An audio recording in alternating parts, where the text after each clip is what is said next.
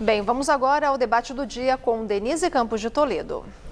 Eu converso sobre o atual cenário político e as implicações para a agenda do governo no Congresso com Rodrigo Prando, que é cientista político da Universidade Mackenzie, e Aldo Fornazieri, que é cientista político e professor da Fundação Escola de Sociologia e Política de São Paulo. Uma boa noite aos dois. Boa noite. Boa noite. Bom, primeiro, professor Prando, nós acabamos de ver mais um avanço aí da agenda do governo. Faz exatamente uma semana que tivemos as manifestações, não só aqui em São Paulo, em todo o país, contra aquela decisão do governo de contingenciar recursos para a educação. E desde então nós tivemos aí mais acusações, troca de acusações e, de repente, uma tentativa de pacificação. Isso tanto do lado do governo como do lado do Congresso. Agora, qual a sua expectativa? Bom, acho que primeiro pensar nisso é que tem um ministério no governo não nomeado que é o Ministério do Recuo. É impressionante que é o ministério que mais funciona, porque fala uma coisa e depois recua, fala uma coisa e depois recua, né? Então, assim, no fundo, o governo Bolsonaro elegeu, depois de eleito, né, continuar com a estratégia de campanha. Ele parece querer governar elegendo inimigos. Então, os inimigos são professores, é a sociologia, é a filosofia, é a educação e o pior agora para ele também é a classe política. Então, essas indas e vindas do governo Bolsonaro mostram que ele está errático e que ele não consegue assumir a liderança que é necessário para governar. Agora, professor Aldo, o senhor vê uma mobilização do Congresso contrária ao governo que possa atrapalhar, que seria inclusive a argumentação para a convocação das manifestações do próximo domingo, que seriam de apoio ao governo, apoio à agenda dele e contra o Congresso, contra o Supremo também. O senhor vê esse posicionamento contrário de fato? Veja o seguinte, eu acho que o governo está recuando também na confrontação política. Quer dizer, primeiro ele atacou o Congresso, depois ele deu uma declaração pacificadora. Ele inicialmente tinha declarado que iria nas manifestações, agora recuou também, que não vai mais nas manifestações. Então, estão sendo colocados panos quentes. Eu acho que não é uma pacificação. E o importante é observar o seguinte, eu entendo que o Congresso assumiu a tarefa de garantir uma certa governabilidade. Percebendo que o Bolsonaro não está na linha de frente de garantir a governabilidade, ele não quer uma base governista no Congresso, então os líderes partidários decidiram eles garantir a governabilidade. Me parece que esse está sendo o jogo. Então, independentemente do que o Bolsonaro faça, o Congresso vai ter uma pauta e ele vai encaminhar essa pauta.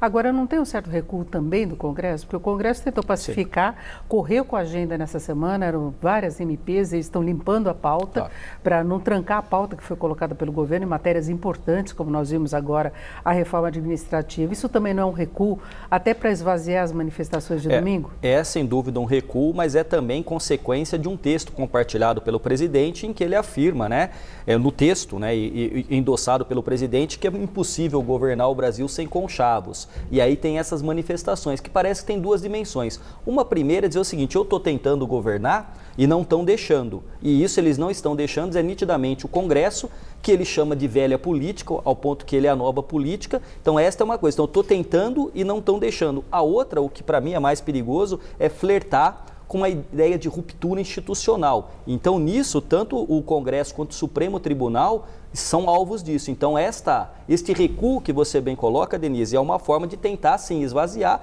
e mostrar uma dinâmica diferente. Mostrar assim, estamos tentando, como diz o professor Aldo, governar com e a despeito de Bolsonaro, né? O senhor concorda com isso, com esse recuo, ou seria um efeito que teria dado certa pressão feita pelo presidente?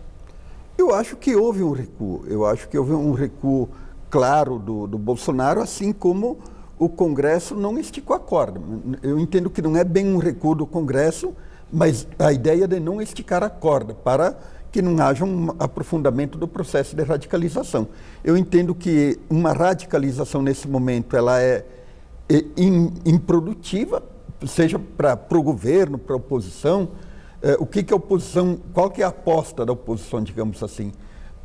Mobilizar setores sociais, quer dizer, em cima de pautas concretas. Eu penso que a ideia de ruptura que o Bolsonaro colocou naquele texto é muito perigosa e, por outro lado, eu penso que não há um ambiente para colocar o fim do governo Bolsonaro. Se especulou muito nisso, né? Quer dizer, a ideia do impeachment eu acho que é uma ideia improcedente, ao menos nesse momento não há elementos concretos, assim como a ideia da renúncia. Eu acho que o processo político em curso, ele tem que decantar saídas. Ou o Bolsonaro se enquadra dentro de uma governabilidade, ou mais adiante, eu acho que o país vai caminhar para um beco sem saída. Agora, tem algumas surpresas no meio do caminho que são inesperadas. Nós tivemos muitas queixas em relação ao contingenciamento de recursos para a educação. Hoje o governo anuncia uma revisão para pior da projeção de crescimento para 1,6%. Em vez de contingenciamento, ele libera mais recursos para o Ministério da Educação e no mesmo momento em que o ministro estava em mais uma comissão sendo cobrado por isso. Então, fica todo mundo meio atropelado nesse cenário, né? É um desencontro, mas o problema é que não é só uma questão de desencontro de informações. Na semana dos protestos, o vice-presidente Hamilton Mourão deu uma entrevista de poucos minutos e ele conseguiu explicar com uma clareza meridiana a diferença entre corte e contingenciamento e disse que o governo era assim errático e tinha dificuldade de se comunicar. Mas não é só isso. O problema não é só se comunicar, porque você, para comunicar alguma coisa, tem que ter alguém que lidere e dê o norte. Então, este governo está desbussolado, não tem uma bússola que aponte o norte. Então, essas indas e vindas, o governo fala uma coisa, o ministro fala uma coisa. Ele pegou o telefone na semana passada, ligou para a bancada dizendo que ia cancelar. Depois os líderes chegaram lá no Congresso, falaram, não é bem isso. Foram desmentidos. Então, isso tudo é um elemento que vai esgarçando o tecido da institucionalidade e pode, como colocou o professor Aldo, levar para um beco sem saída. Eu também acho prematuro falar de impeachment ou renúncia, mas veja, alguns elementos estão colocados. A popularidade tem caído desde janeiro, nunca houve uma velocidade tão grande na popularidade caindo. Segundo, manifestações de rua e dificuldade de fazer um diálogo com a classe política. Se houver um crime de responsabilidade, começa a se juntar as condições objetivas e subjetivas para algo pior do que ele está vivenciando hoje. E houve o recuo também no decreto das armas. Então, quase no dia seguinte, não é? Exatamente. Então, veja o seguinte, quer dizer, eu entendo que é um erro brutal da Casa Civil não olhar a legalidade e a constitucionalidade do projeto. Quer dizer, qualquer governo sério, ele não vai emitir um decreto que tenha falha, que seja inconstitucional ou que seja ilegal. Então, tem uma incompetência nesse sentido. Entendo que é uma incompetência, porque uma coisa é a campanha eleitoral, outra coisa é quando a Casa Civil dá o aval, e aí inclusive um erro grande do Sérgio Moro, que olhou o projeto original, o projeto primeiro, e não colocou um obstáculo para que ele fosse editado, promulgado. Então, veja o seguinte, nenhum governo sério faz um decreto e no dia seguinte emenda, modifica o próprio decreto. Isso, para mim, é um sinal enorme de uma incompetência e uma concessão às pressões que o governo faz, particularmente o Bolsonaro, aos setores ideológicos, que querem governar ao arrepio da lei, querem governar ao arrepio da Constituição e ao arrepio das instituições como o Congresso e o Supremo Tribunal Federal. Agora, várias decisões têm essa concepção ideológica, né, em várias áreas. Sim, as pautas ideológicas, elas assumem uma preponderância. E é justamente isso quando a gente pensa que ele quer governar a partir do estabelecimento dos inimigos. Não é? Então, assim, a mídia, a universidade, com a sociologia, como eu falei. Eu só queria fazer um adendo que o professor Aldo colocou, porque parece sim que é uma incompetência. Mas será que não há um método? Ele falou, olha, eu estou tentando e aí não estão deixando. Então ele falou, olha, eu quero vender mais armas, mas não deixar. E aí ele se coloca também na condição de vítima. Eu também tendo a crer que é talvez uma incompetência. É o que aquele texto colocava da semana passada. Colocava. Então me parece que existe aí algo que não é tão evidente, mas está lá latente. Que tá vendo? Eu estou tentando, não estão deixando. Ó, eu prometi fuzil. Eu me lembro que na campanha, enquanto o Alckmin prometia trator para o mundo rural, o presidente prometia fuzil. Veja a votação dele no agronegócio e a votação do Alckmin, comparando. Então, eu acho que tem isso também. Mas veja o seguinte, quer dizer, se isso é tática, é ruim. Uma tática péssima. Porque, sim. Em primeiro lugar, porque mostra uma incompetência, uma confusão do Mas governo. Mas acaba enfraquecendo as instituições Exatamente. de modo geral. E eu acho que enfraquece o próprio governo, porque a maioria esmagadora da sociedade, pelas pesquisas que estão saindo, elas são contra o decreto das armas. Então, eu acho que são duas coisas. Por um lado, ele confronta a sociedade e, por outro lado, mostra uma incompetência. Por isso que é uma tática desastrosa. Agora, em relação às manifestações, tem essa do próximo domingo, que seria para o governo, e tem uma outra marcada para a semana que vem, que seria uma renovação da manifestação dos estudantes. Como é que fica? Qual a expectativa depois dessas idas e vindas? Em sociedades hiperconectadas, como a nossa sociedade conectadas em rede, manifestações de rua, elas têm uma dinâmica que são imprevisíveis. Pode ter um curto-circuito e a coisa tomar uma dimensão que não se espera. Esta manifestação pró-governo, ela vai ter uma questão, porque vai se mostrar nitidamente quem são os bolsonaristas, especialmente os que vão sair das redes sociais e vão para as ruas. Porque Bolsonaro insiste numa retórica de confrontação que anima aqueles que já são convertidos, que são os bolsonaristas, ao passo que a sociedade tem se negado a aceitar esta pauta, que não é nenhuma questão de ser mais conservadora, ela é muitas vezes puramente ideológica. Então, assim, a gente não tem como prever, mas eu tendo a crer que se houver uma manifestação, vai haver, mas esta manifestação deve ser bem menor do que a que foi dos estudantes, e aí a próxima pode ser maior. De novo, tudo é imprevisível. Inclusive houve uma divisão no próprio partido do governo e da base de apoio. Várias instituições, organismos que apoiaram ele, que são de direita, foram contra esse tipo de manifestação. O caso mais notório é o MBL, né? Quer dizer, o MBL foi um movimento que foi forte no processo do impeachment e até mesmo na eleição do Bolsonaro, principalmente no segundo turno.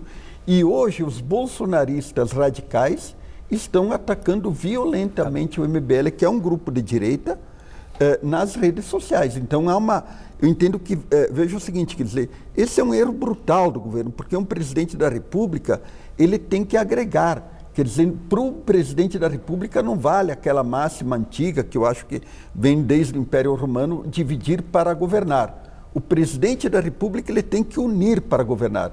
E o Bolsonaro parece que acredita nessa máxima equivocada, porque ela só é aplicável na guerra, não na política. Na política você tem que unir para governar. E o que o bolsonarismo está fazendo? Ele está dividindo, inclusive, o campo dele. Nós continuamos essa discussão direita e esquerda como se fosse uma situação permanente, com a oposição muito enfraquecida. Mas não é nem bem direita e esquerda, agora é direita contra direita. Então, mas colocou assim, Exatamente. mas o discurso ainda é direita contra esquerda. Né? Não, mas aí que está, é uma narrativa. E essa narrativa não se sustenta nos dados da realidade. Perceba que não só a MBL, a Janaína, que foi a deputada mais votada, também rompeu, falou, para um pouquinho, vocês estão fanáticos, né? Os outros têm dito, olha, tem um sinal invertido. Então isso é um problema, porque esta governabilidade esgarçada não tem permitido que a gente vá naqueles pontos que são primordiais, geração de emprego, retomada da economia, melhoria da educação. Mas a reforma da Previdência deve passar. Com e a despeito do presidente. Exatamente. Porque não está jogando no campo para aprovar. Né? São as instituições, especialmente o Congresso Nacional, Câmara e Senado, que entende o problema e tem dado a tônica. E repete também na reforma tributária agora. Eu acho que hoje o Congresso tomou uma iniciativa própria na reforma tributária, né? Então é aquilo que eu falei antes, eu acho que o Congresso está se adiantando e ele quer se mostrar como polo garantidor da governabilidade, faça o que o Bolsonaro fizer. Então, se o Bolsonaro se colocar em sintonia com o Congresso, tudo bem. Se o Bolsonaro não se colocar em sintonia com o Congresso vai tocar uma pauta. Então, nessa questão da reforma tributária, que eu entendo que, inclusive, ela é mais urgente do que a reforma da Previdência, o Congresso se colocou na frente. Porque, veja o seguinte, quer dizer, você criou um discurso falso. O discurso falso é de que a reforma da Previdência vai alavancar a economia. A reforma da Previdência vai ter uma repercussão só no médio prazo, enquanto que uma reforma tributária ela pode ter uma repercussão no curto prazo para melhorar a economia. Então, eu acho que o Congresso entende que ele vai tocar a governabilidade. Bom, foi ótima a nossa conversa, fizemos aí uma avaliação geral. Conversamos aqui com o Rodrigo Prando, que é cientista político da Universidade Mackenzie, muito obrigada. Obrigado. E Aldo Fornazieri, que é cientista político também e professor da Fundação Escola de Sociologia e Política de São Paulo. Muito obrigada aos dois. Uma boa noite.